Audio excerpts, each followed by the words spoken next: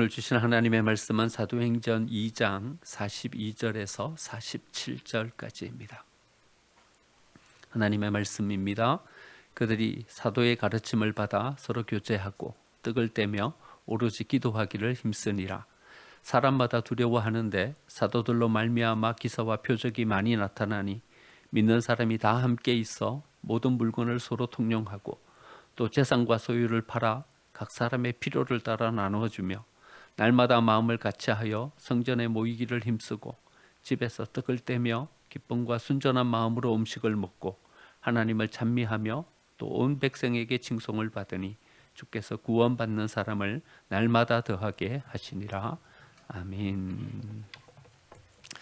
옆에 계신 분들과 오늘은 이렇게 인사하면서 한번 인사 나누겠습니다. 집사님은 복되신 분이십니다.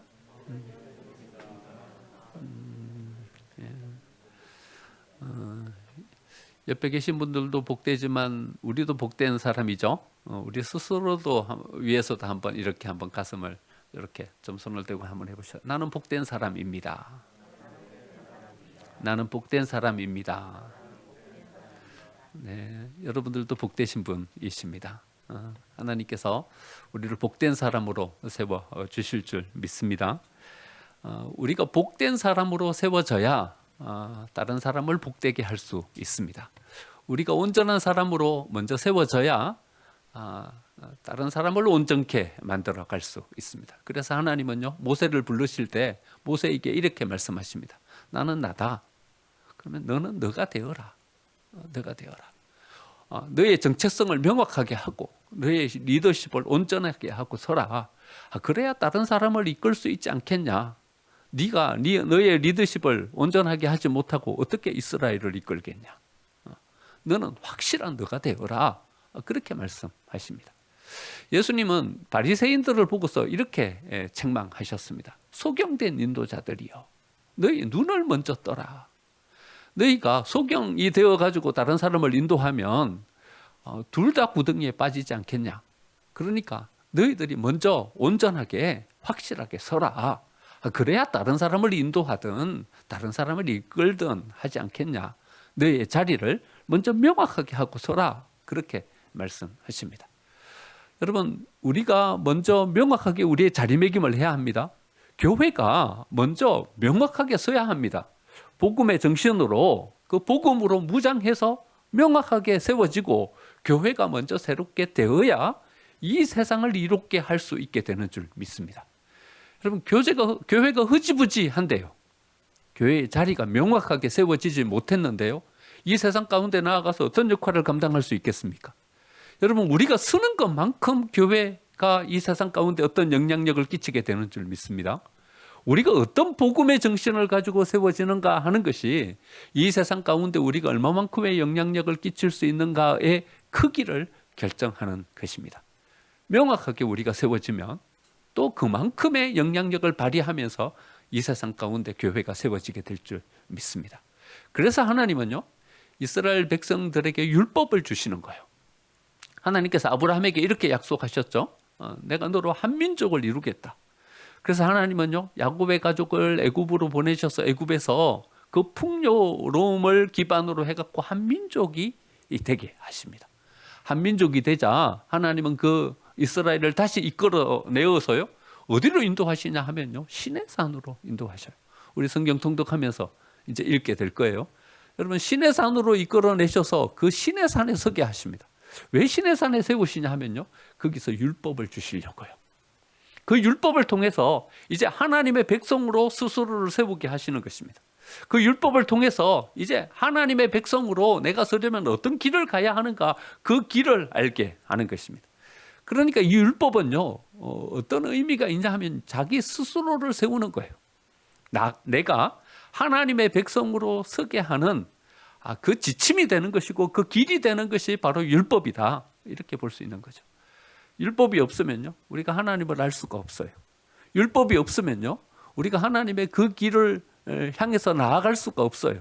율법이 있기 때문에 우리는 하나님을 향해서 나아갈 수 있는 길을 찾고 그 길을 통해서 하나님께로 나아갈 수 있게 되는 것이죠. 그러니까 율법은 자기를 세우는 거예요. 자기를 세우는 거예요. 하나님의 사람으로 자기를 견고하게 세워가는 거예요.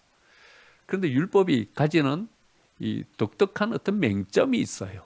그건 뭐냐 하면요, 어떤 기준이 있잖아요. 그래서 율법의 기준으로 누굴 보냐 하면요, 자꾸 다른 사람을 보는 거예요. 다른 사람을 보면서 이렇게 다른 사람을 정죄하고 평가하는 거예요. 저 사람 율법에서 벗어났는데, 저 사람 율법대로 못 사는데, 저 사람 법 어기네. 자꾸 율법을 가지고요, 다른 사람을 보는 거예요. 율법을 왜 주셨어요? 자기를 세우라고요. 자기를 세우라고요. 그러니까 이 율법은요, 누구에게 적용시켜야 하냐 하면요, 자기에게 적용시켜야 돼요. 율법으로 다른 사람을 보라고 주신 게 아니에요. 율법을 통해서 자기가 하나님의 사람이 되라고. 이스라엘이 하나님의 백성으로 서라고 그 율법을 주신 거예요. 율법을 통해서 우리는 우리를 세워야 돼요. 우리가 하나님의 사람으로 서야 돼요. 율법을 통해서요, 다른 사람을 정죄하면 안 돼요. 저 사람 주일 안 지키는데, 이렇게 보면 안 돼요. 이 안식일을 기억하여 거룩하게 지키라, 이 말씀은요, 내가 주일을 지키고 내가 하나님 앞에 서게 하기 위해서 내게 허락해 주신 거예요. 이웃을 사랑하라. 저 사람 이웃 안 사랑하네. 그렇게 보시면 안 돼요. 하나님이 내게 이 율법을 주신 거예요. 이 율법을 통해서 내가 하나님을 사랑하고 이웃을 사랑하는 사람으로 서야 하는 것이죠. 요한복음 5장에 보면요, 38년 된 병자를 예수님이 고치십니다. 그런데 이 고치시는 날이 언젠가 하면 안식일에 38년 된 병자를 고치시는 거예요. 그런데 다 고치시고 난 다음에요, 예수님이 이 병자에게 엉뚱한 말씀을 하시는 거예요. 어떤 말씀을 하시냐면, 내 자리를 들고 일어나 가라, 이렇게 말씀하시는 거예요. 여러분, 자리를 들고 가는 게 뭐가 중요해요, 그렇죠? 그 자리, 누워서 지내는 그 병자가 깔고 누웠던 자리, 할 만한 이겠습니까? 누더기이지 않겠습니까? 버려도 상관없는 그런 것이지 않겠습니까? 그런데 예수님이요, 내 자리를 들고 일어나 가라, 이렇게 말씀하시는 거예요. 이 말씀만 안 하셨더라면 더 좋았을 뻔했어요.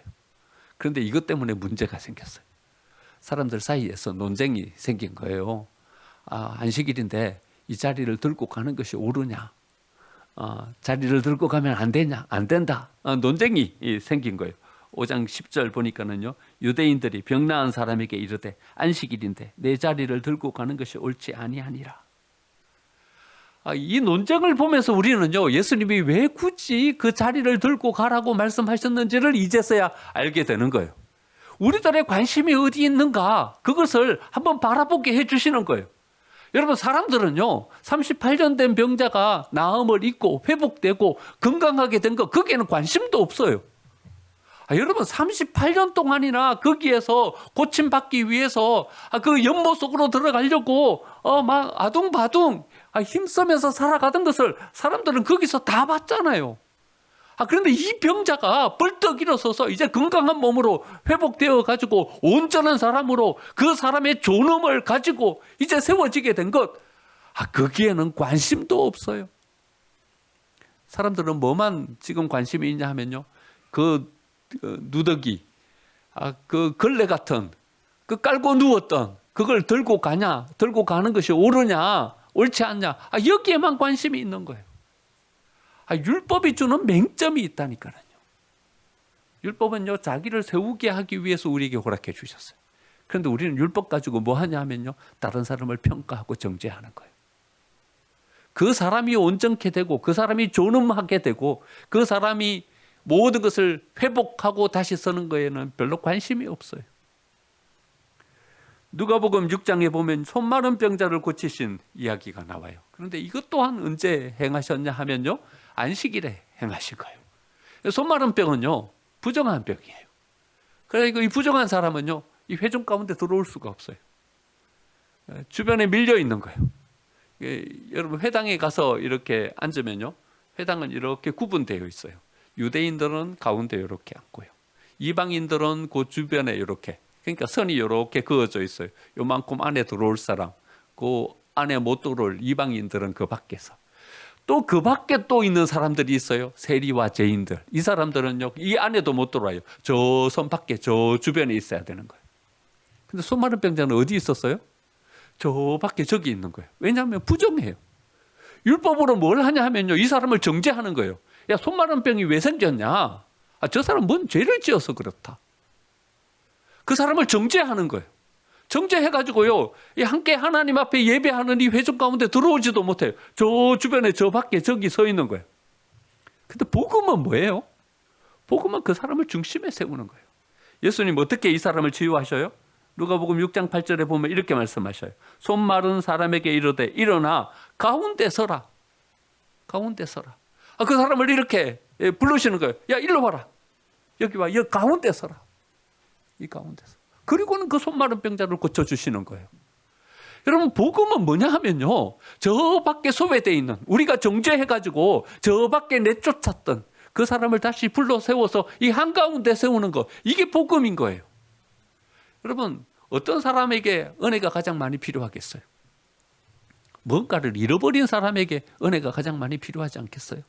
뭔가를 상실해버린 사람, 이 사람이 하나님 앞에 가장 은혜를 많이 받아야 되는 사람이지 않겠어요? 뭔가 손실이 가장 큰 사람, 이 사람이 하나님 앞에 제일 앞자리로 나와서 은혜를 받아야 되지 않겠어요?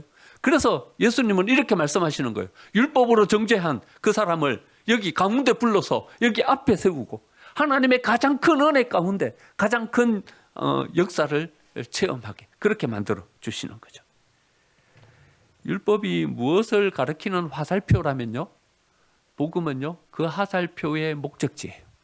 율법이 몽학선생이라면요, 길을 안내해주는 몽학선생이라면 복음은 우리가 동달해야 될 그 목적, 그것이 바로 복음인 것입니다. 그러니까 우리는 화살표에 집착하면 안 돼요. 그것은 단지 이정표일 뿐인 거예요. 우리가 어디로 나아가서 누구를 만나야 되는가, 그것을 가르쳐주는 것뿐인 거예요. 몽학 선생의 점을 주면 안 돼요. 같이 길을 안내해주는 안내자에 불과한 거예요. 우리가 진짜 만나야 될 사람은요, 우리에게 생명을 주고 우리의 삶을 온전케 해주실 그 하나님, 그 예수님, 그 복음의 정신, 그 길로 나아가야 하는 것이죠. 복음은요, 우리가 승리했다는 기쁨의 소식이에요. 우리는 이제 이긴 거예요. 사단과의 싸움에서 이제는 승리해서 우리는 그 사단을 이긴 사람으로 섰다는 거예요. 복음은요, 이 승리를 주시기 위해서 하나님이신 예수님이 인간의 몸을 입고 이 세상에 오셨다는 거예요. 복음은요, 그 예수님이 십자가를 지심으로 우리의 모든 죄가 다 사함 받았다는 거예요. 그리고 이제는 죄에서 우리가 해방되었다는 거예요. 복음은요, 하나님이 우리를 사랑하심으로 우리를 하나님의 자녀로 삼아 주셨다는 거예요. 복음은요, 우리를 사랑하심으로 하나님께서 하나님이 가지신 모든 것들을 다 우리에게 상속시켜 주신다는 기쁨의 소식인 거예요. 이 선포가 바로 복음인 것이죠. 여러분, 이 복음이 어떻게 가능해졌다고 지난주에 생각했어요? 사랑으로 가능해진 거예요. 하나님이 우리를 사랑하시는 그 사랑으로. 그래서 지난주 우리가 이렇게 생각해 봤어요. 그래서 우리는 두려움으로 살면 안 된다. 두려움으로 살면 안 된다. 혹시 하나님 나 벌 주시면 어떡할까? 두려움 때문에 예배해서는 안 된다. 하나님을 사랑함으로 예배해야 된다. 내가 이거 안 하면 내 인생의 미래가 어떻게 될까? 두려움으로 인생을 살아서는 안 된다. 사랑함으로 살아야 되는 거예요. 하나님께서 내게 허락해 주신 일터, 여러분 지난주 한 주 한번 점검해 보셨어요? 사랑함으로 사셨어요? 사랑함으로 어떤 일을 이루셨어요? 한번 몇 가지 되는지 한번 꽂아 보셨어요? 여러분, 사랑함으로 아침에 출근하십니까? 그 일터를 내게 허락해 주신 하나님께 감사하며 사랑함으로 거기로 나아가는 거죠. 여러분, 사랑함으로 사람들을 만나셨습니까? 어휴, 지긋지긋한 왼수 덩어리. 이렇게 생각하지 말고요, 사랑함으로 이 사람들을 만나는 거죠. 하나님이 내게 허락해 주신 내 몫의 십자가이다. 내가 기쁨과 사랑으로 이거 지고 간다. 사랑함으로 그 사람들을 만나는 거죠. 사랑함으로 여러분 어떤 일을 한번 결정해 보셨어요? 어떤 일을 결정하는데 여러분 두려움 때문에 결정하는 것이 아니라, 어떤 이권 때문에 결정하는 것이 아니라, 여러분 사랑함으로 그것을 결정하는 거죠. 내가 사랑하기 때문에. 여러분, 복음은요, 사랑하기 때문에 살아가는 것입니다. 여러분, 뭘 사랑해야 될까요? 이제 이번 주에 같이 묵상해 볼 주제입니다. 여러분, 우리의 사랑의 대상, 사랑으로 이제 교회를 세워야 되는데요. 교회의 어떤 부분을 우리는 사랑하면서 교회를 세워가야 할 것인가? 우리는 교회의 5가지 목적을 사랑해야 합니다. 그럼 교회 5가지 목적. 그럼 뭡니까? 뭐가 교회 5가지 목적입니까? 첫 번째 예배, 두 번째 교육, 교육. 또 세 번째 선교, 봉사, 친교. 야, 역시 뭐 하도 많이 들어가지고요. 예배. 오늘 이 읽은 본문에요. 예배, 교육, 친교, 선교, 봉사 다 나옵니다. 5가지 목적이 고스란히 오늘 이 읽은 본문에 등장해 있습니다. 여러분, 예루살렘 초대교회가 왜 모범적인 교회가 되었는가? 이 5가지 목적이 고스란히 거기에 싹 녹아져 있기 때문에 교회가 복된 교회가 된 것입니다. 우리는 교회를 사랑으로 세워가야 합니다. 교회를 어떻게 새롭게 할 수 있냐? 복음으로 새롭게 할 수 있다. 복음이 뭐냐? 하나님 우리를 사랑하셨다는 사랑이다. 그러면 이 사랑으로 어떻게 교회를 새롭게 할 건가? 이 5가지 목적을 우리는 사랑으로 세워가야 하는 것입니다. 예배 46절, 47절 기록되어 있어요. 46절 그 뒤쪽으로 이렇게 보면 성전에 모이기를 힘쓰고, 이게 예배예요. 떡을 떼며, 이게 예배예요. 하나님을 찬미했다. 이게 예배예요. 여러분, 성전에 모이기를 힘쓰고, 예배는요 함께 모여서 공동체를 이루는 것, 이게 예배예요. 여기서부터 예배가 시작되는 거예요. 형제가 연합하여 동거함이 어찌 그리 선하고 아름다운 것. 하나님이요, 우리가 모여 있는 것 이 자체만으로도 보시고 하나님은 기쁘신 거예요. 여러분, 우리의 모임을 하나님께서 기뻐하시는 줄 믿습니다. 우리가 여기 함께 모이는 것, 이것만 바라봐도 하나님은 기쁘신 거예요. 그리고 여기로 임재하시는 거예요. 떡을 떼며. 여러분, 천주교에서는요, 떡을 뗄 때요, 그 떡으로 진짜 하나님이 여기로 오신다고 생각해요. 그리고 성체설을 주장해요. 그 떡이요, 예수님의 몸으로 직접 바뀐다, 이래 생각해요. 그래서요, 매주 성찬식을 하면서요, 성찬식이 없다, 그럼 그건 예배가 아니다, 이렇게 이야기해요. 미사가 아니다. 여러분, 그건 뭘 의미하냐 하면요, 하나님의 임재를 상징하는 거예요. 우리도 똑같아요. 우리는 떡을 떼지 않지만은요, 하나님이 여기 계신다, 여기로 임재하신다. 하나님이 임재 안 하시면 그건 예배가 아니죠. 떡을 떼며, 이 말씀은요, 하나님이 여기로 임재하셨다는 거예요. 아론의 머리 위에 부어진 그 기름이 수염을 타고 흘러서 그 옷깃까지 내림 같다. 하나님의 임재가 충만하게 주어지는 거죠. 그것을 통해서 진정한 예배를 드리게 되는 거죠. 하나님을 찬미하며. 그래서 하나님께서 우리에게 허락해 주신 그 은혜를 알고, 하나님께서 우리에게 허락해 주신 그 복이 무엇인지 깨달을 때 우리는 하나님을 찬미하면서 가게 되는 거죠. 여러분, 이 예배를 이루는 가장 밑바탕은 뭐냐 하면요, 사랑이에요. 하나님이 우리에게 어떤 이유로 우리에게 나오시는 것입니까? 우리를 사랑하시기 때문에 여기로 오시는 거예요. 여러분, 우리는 어떻게 하나님을 향하여서 찬미하면서 예배합니까? 여러분, 그 출발점은 하나님을 향한 사랑인 거예요. 두려움이 아니라요. 오늘 아까 이야기했던 율법이 아니라 무엇으로 하나님께 나오냐 하면요, 하나님을 사랑하는 사랑으로 하나님께 나와서 예배하는 거죠. 두 번째 뭐라고요? 교육이요. 교육. 42절, 그들이 사도의 가르침을 받아. 이 교육이 있었다는 거죠. 여러분, 거기 단어를 한번 유심히 한번 보시죠. 가르침이라는 단어는 제가 여러 번 여러분들에게 말씀드려가지고 자세하게 잘 풀어드렸어요. 그런데 그 가르침을 어떻게 했다고요? 받았다고요. 받았다고. 그러니까 교육은요, 주는 것이고 또한 그 주는 것을 받는 것이 이 교육입니다. 무엇을 주는 것입니까? 하나님께서 우리를 사랑하시는 그 사랑의 크기가 얼마만큼 큰 것인지를 가르쳐 주는 거예요. 하나님이 어떤 사랑으로 우리를 구원해 주시고 우리에게 나오셨는지 그 사랑의 깊이와 넓이와 크기를 가르쳐 주는 게 교육인 거예요. 여러분, 다른 엉뚱한 교육, 뭐 많은 것들을 우리가 생각할 수 있겠지만요, 가장 중요한 것은요, 하나님의 사랑의 크기와 깊이와 넓이가 어떠한 것인지를 우리에게 가르쳐 주는 것이 가장 중요한 교육인 거죠. 여러분, 누가 우리에게 뭔가를 줄 수 있습니까? 우리를 사랑하는 사람이 우리에게 뭔가를 줄 수 있어요. 우리는 누가 주는 것을 받아 드릴 수 있습니까? 우리를 사랑한다라고 확신할 때 우리는 그것을 선뜻 받아 드릴 수 있는 것입니다. 여러분, 모르는 사람이 누군가 우리에게 뭔가를 주려고 하면 여러분 선뜻 그것을 받습니까? 요즘은 다 이래 생각하죠. 이 사람이 왜 나한테 이걸 주냐? 이래 생각하죠. 이걸 주고 난 다음에 다시 나한테 뭘 요구할까? 이거 생각하죠. 여러분, 선뜻 받아들일 수 있는 것은요, 여기에 대한 확신이 있기 때문에 받아들이는 것입니다. 이 사람이 나를 사랑하는구나. 이걸 알면요, 우리는 앞도 뒤도 돌아보지 않고 선뜻 들썩 받아들일 수 있는 것입니다. 그러니까 교육은요, 사랑이 기반되지 않으면요, 교육이라는 게 이루어질 수 없는 거예요. 그리고 그 교육에서 주는 그 중심의 알맹이도 뭐예요? 사랑이에요. 하나님께서 우리를 얼마나 사랑하셨는지 그 사랑을 알게 해주는 것, 그것이 참된 교육인 거죠. 세 번째는 뭐예요? 봉사예요. 봉사. 45절. 재산과 소유를 팔아 각 사람의 필요를 따라 나누어 주었다. 여러분, 소유를 팔아. 이게 뭡니까? 자기 희생을 통해서. 그러니까 봉사는요, 자기 희생이라는 게 있어야 돼요. 자기 희생이 없는 봉사는요, 반쪽짜리 봉사예요. 그러니까 남의 것 가지고 봉사하는 것, 이거는 온전한 봉사가 아니에요. 봉사는요, 자기 소유를 팔아 자기 희생이 있을 때 그게 제대로 된 봉사가 될 수 있는 거죠. 그 다음에 또 중요한 한 가지가 나옵니다. 각 사람의 필요를 따라. 각 사람의 필요를 따라. 그러니까요, 주는 사람 중심이 아니에요. 내가 주고 싶은 거 주는 게 아니에요. 그 사람의 필요, 받는 사람 중심으로 이루어져야 하는 것이 봉사예요. 그러니까요, 우리는요, 어떤 그 자선단체에 어떤 뭔가를 기부하고 가서 봉사할 때요, 누가 중심이 되냐 하면요, 잘못하면요, 우리가 중심이 돼요.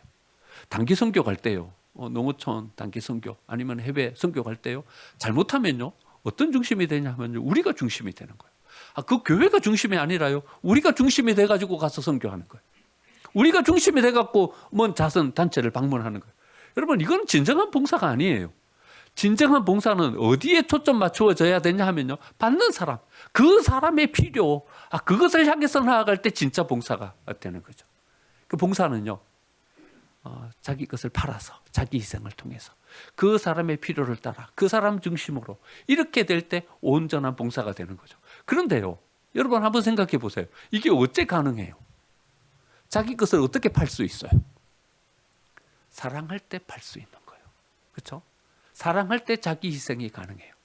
여러분, 사랑하지 않는 사람을 향해서 자기 희생이라는 것을 할 수 있을까요? 그거 어려워요. 부모가 자기 자녀를 위해서 희생할 수 있는 것은요, 사랑하기 때문에 희생할 수 있는 거예요. 힘든데도 불구하고 자기 희생을 가지고 나아갈 수 있는 것은요, 사랑할 때 비로소 가능한 거예요. 그 사람의 필요를 어떻게 알아요? 여러분, 사랑의 마음으로 그 사람을 바라보지 않으면 그 사람의 필요를 알 수가 없어요. 여러분, 면밀히 관찰할 수 있는 관찰력은요, 사랑할 때 비로소 생기는 거예요. 여러분, 우리의 자녀들이 뭐가 필요한지 우리 다 알잖아요. 그렇죠? 그들에게 필요한 필요를 다 알아요. 왜 알아요? 자세히 면밀하게 관찰하고 바라보고 관심을 가지고 나아가기 때문에요. 사랑하기 때문에 그들의 필요를 아는 거죠. 친교. 여러분, 친교는요, 아주 많이 나와요. 아주 많이 나오는 거 보니까는요, 되게 중요한가 봐요. 그렇죠? 42절 서로 교제하고, 교제라는 단어가 코이노니아, 친교를 의미해요. 44절 믿는 사람이 다 함께 있어. 다 함께. 이 단어도 이 교제, 친교에 있어서 너무나도 중요한 단어이죠. 마음을 같이 하여. 이 교제를 적극적으로 표현한 이 단어인 거죠. 여러분, 이 서로 교제했는데요, 어떻게 했냐 하면요, 다 함께 교제했대요. 다 함께. 다 함께. 빠지는 사람이 없는 거예요. 소외되는 사람이 없는 거예요. 여러분, 교제하는데 어떤 사람은 교제하고 어떤 사람은 배제하고 우리끼리만 교제했어요. 이건 하나님이 원하시는 교제가 아니에요. 모두 다 함께. 빠지는 사람이 없이, 소외되는 사람이 없이 교제할 때 하나님이 원하시는 교제가 될 수 있어요. 같이 했어요. 그런데 마음은 제각각이야. 이것도 안 돼요. 마음을 다 함께 모을 때 진정한 교제가 될 수 있어요. 그러니까 교제는요, 단지 친교가 아니에요. 단지 흥겹고 재미있게 노는 게 교제가 아니에요. 교제는요, 한 유기체가 되는 거예요. 한 몸이 되는 거예요. 사도 바울이 교회를 빗대어서 이야기하기를, 교회는 한 몸이다. 예수 그리스도를 머리로 하는 한 유기체다. 이렇게 설명하고 있어요. 그러니까 진짜 교제는요, 뭘 통해서 이루어지냐 하면요, 한 유기체와 한 몸을 이루는 것. 이게 교제의 궁극의 목표인 거죠. 여러분, 어떻게 한 몸이 될 수 있어요? 어떻게 한 몸이 될 수 있어요? 사랑함으로 비로소 한 몸이 될 수 있어요. 사랑이라는 것 외에 한 몸이 될 수 있는 것은 없어요. 사랑하면요, 비로소 우리는 한 몸이 될 수 있는 것이죠. 마지막으로 선교 47절, 온 백성에게 칭송을 받으니 구원받는 사람이 날마다 더하여졌다 했습니다. 선교와 교회의 부흥은요, 이 모든 것의 열매이죠. 여러분, 열매를 거두기 위해서 우리는 이 모든 것들을 향해서 나아갑니다. 여러분, 모든 백성에게 칭송받을 수 있는 자리에 먼저 서야 합니다. 그래야 거기에 열매가 주어집니다. 그래서 세상을 이롭게 하는 데까지 나아갈 때 비로소 교회가 가져야 되는 모든 것들이 완성될 수 있게 되는 것이죠. 여러분, 우리는 사랑해야 합니다. 하나님을 사랑한다는 사랑이 뭘까? 우리 이웃을 사랑한다는 그 사랑이 뭘까? 오늘 본문에서 이야기하는 이 5가지 교회의 목적, 이것이 바로 우리가 진짜 참된 사랑을 가지고 나아가야 될 우리의 신앙의 목적이라고 볼 수 있는 것입니다. 여러분, 우리 교회가 가장 많이 쏟아야 될 곳은 어디라고 생각하십니까? 교회 성장을 이야기하시는 분들은요, 요 5가지가 하나하나의 판넬이다, 이렇게 이야기합니다. 나무 판넬인 거죠. 그래서 이 나무 판넬을 가지고 그릇을 만들었어요. 이렇게 그릇을 만들어 가지고 무엇을 담을 수 있게 됐어요. 그러면 얼마만큼 이 그릇에다가 뭔가를 담을 수 있을까요?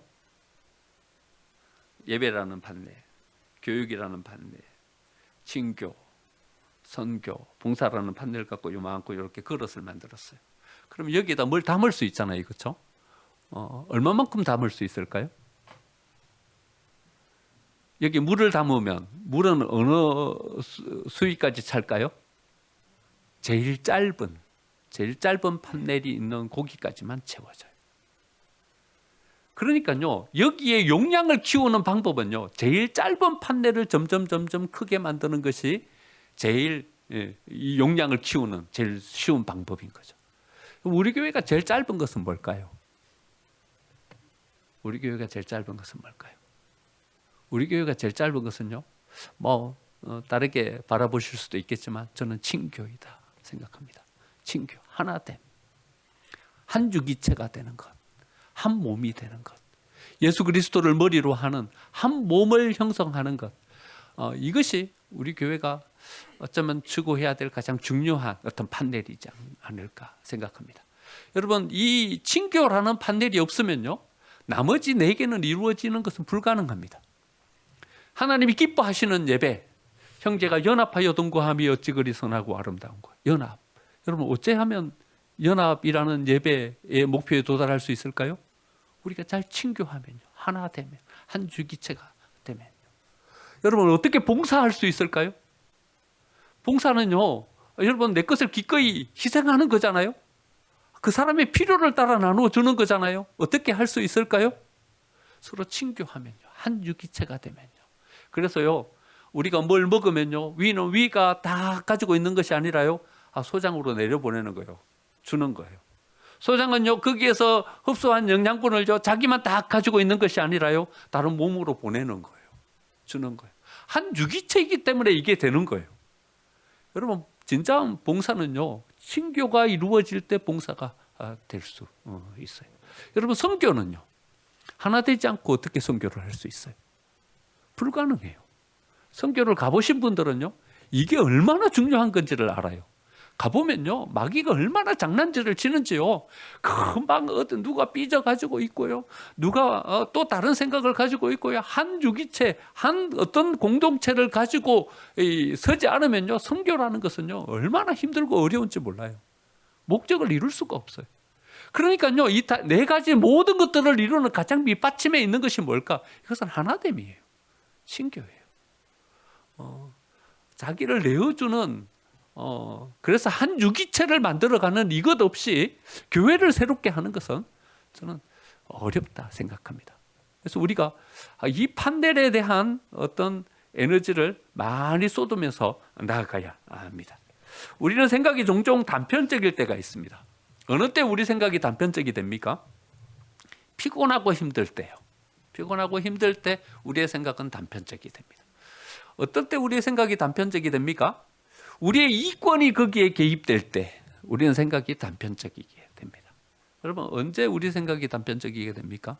저는 목회해 보니까요, 이때요. 우리 가족과 관계된 어떤 이야기가 나왔을 때 우리의 생각이 좀 단편적이게 됩니다. 여러분, 우리가 한 유기체가 된다는 것은요, 어쩌면 우리의 단편적인 생각, 이것을 넘어설 때 비로소 우리는 한 유기체가 되는, 하나 되는 교회를 만들어갈 수 있을 것입니다. 여러분, 어떻게 하면 그렇게 될까요?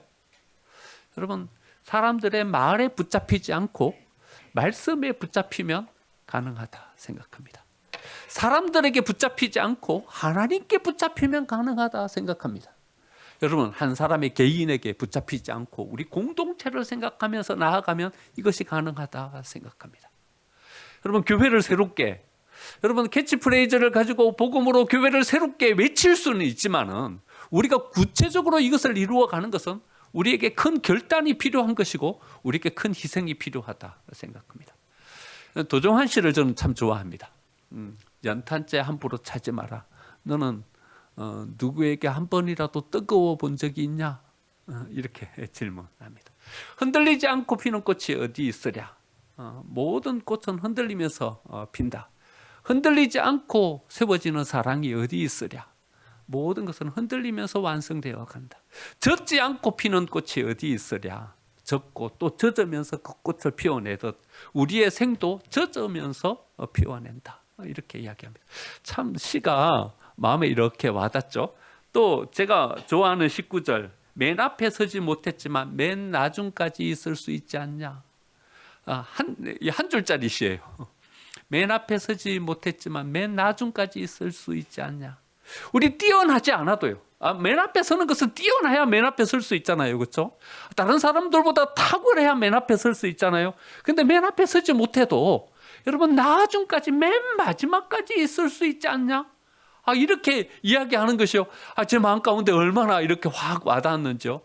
여러분, 우리 뛰어나지 않아도 공동체 복되게 세워갈 수 있어요.